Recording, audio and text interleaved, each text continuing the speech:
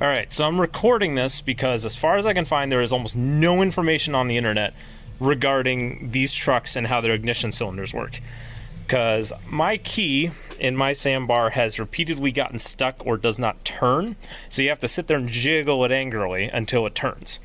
So I felt like rekeying it today, and as you can see, I have it very much apart because I couldn't figure out how to actually get the key cylinder or the lock cylinder out of the ignition assembly. This one appears to be a non-serviceable unit, as the Justies of the era were as well. So unlike the Legacies, the Outbacks, my wagon, you can't just simply turn the key to the accessory position, push in a dimple, and pull the cylinder out. This one does not have it. Instead, this one actually is pinned in with 2 pins, and the pins actually go in here and hold this in. By the way, this is the detent for the ignition lock here that you can see. If you've ever worked with Subaru ignitions, you'll know exactly what this is. On this, you have a pin on the bottom here and a pin on the top there.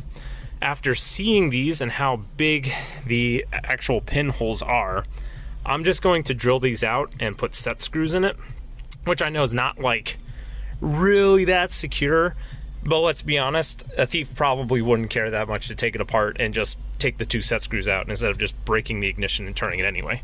So, not any less secure than it is already, but for anyone else out there who wants to rekey their Sambar, which mine actually has a key broken off in the door as well, hence why I have a stubby, I'm rekeying this Sambar at some point in the future, and I felt like dealing with the ignition first so I'd have a common key to work with.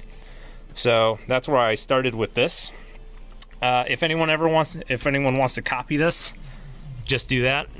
Drill out the pin holders at the top and bottom, and then just gently pull on the pins with a couple small screwdrivers, and you can just pull the pins out. And then the whole ignition cylinder actually popped out at me when I did that because of the spring on the steering lock, which fits into that tiny little hole there. So yeah, that's all you got to do. And then you have the lock cylinder assembly, and you can rekey it as necessary, which I think is like a A-16-106 tumbler inserts. But, you know, simple enough. I'm actually going to key like this in my other Subaru because they both have the same ignitions. So that way I just have one key because convenience. Well, this is a little bit later from removing the ignition cylinder or the lock cylinder out of the ignition.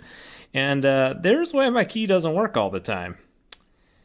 Either this key was not cut correctly, or it is just that worn that these 2 wafers right here do not go all the way down.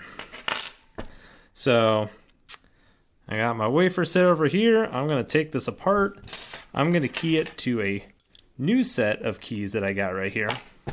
And I'm also going to clean all this really lovely 90s original grease off of this. And I'll probably replace the springs in it as well. But, yeah. If you ever wonder why your key doesn't turn anymore, that's probably why. Alright, about an hour or so later, I have now rekeyed this cylinder.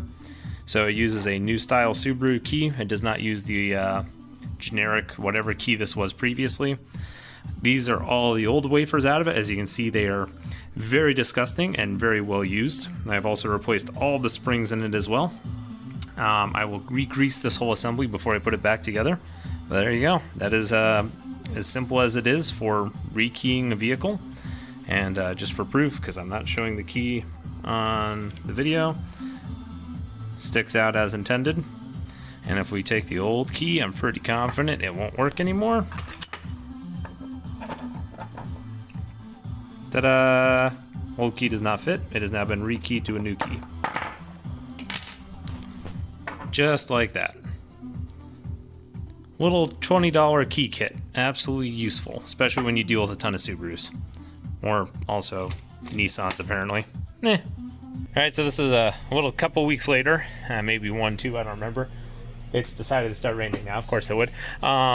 So I finished installing the remanned lock cylinder or ignition cylinder I made.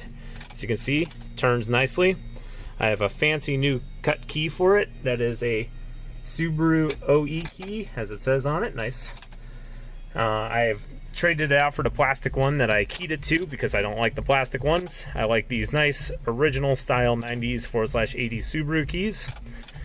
And it turns first time every time now. As you can see, I can remove the key, install the key back, and it works perfectly. It does not need any to get it to turn anymore. My simple solution, 2 M4x7 set screws, which they just go into those 2 holes that I showed on this, I don't know, fascia.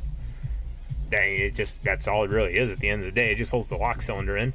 So yeah, put 2 M4 set by 7s in, and I already plugged everything back together, as you can see down here, and works perfectly. And it's here. Pull the king out, and pull the go.